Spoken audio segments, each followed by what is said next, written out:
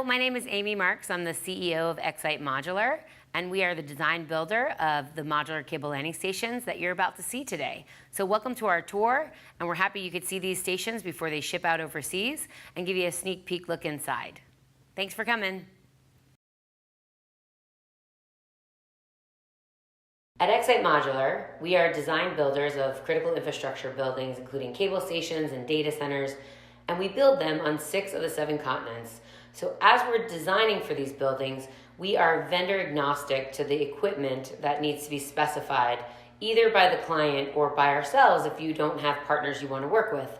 So unlike some of our competitors that are actually equipment manufacturers trying to aggregate all of their different kinds of equipment within the building, some of which are pretty good in their categories and some of which may not be very good in their category, we are picking best-in-class equipment across all areas of our building.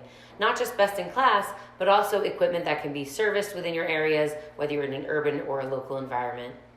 Our buildings go to pretty remote places, so one of the things we have to select our equipment with that in mind, meaning it needs to be able to be supported in that local region, right? Service, you just can't pick maintenance. all the voltage. I mean, this is not US voltage. This is 380 volt, 60 hertz.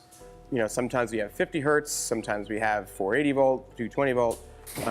Every single building, you'll notice the receptacles on this building are universal. So either we'll buy the local one there or we'll put in a universal.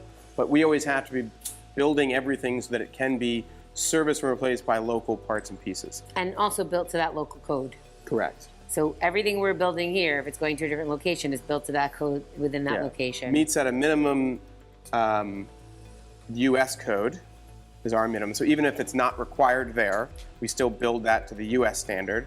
And then if there are local variances from that, we also do that, like they have certain wiring in each country, standards and stuff like that we follow. But you know, unlike the fuel tanks, even if a double wall tank isn't needed, we still provide a double wall tank. You know, same thing on all the fire ratings.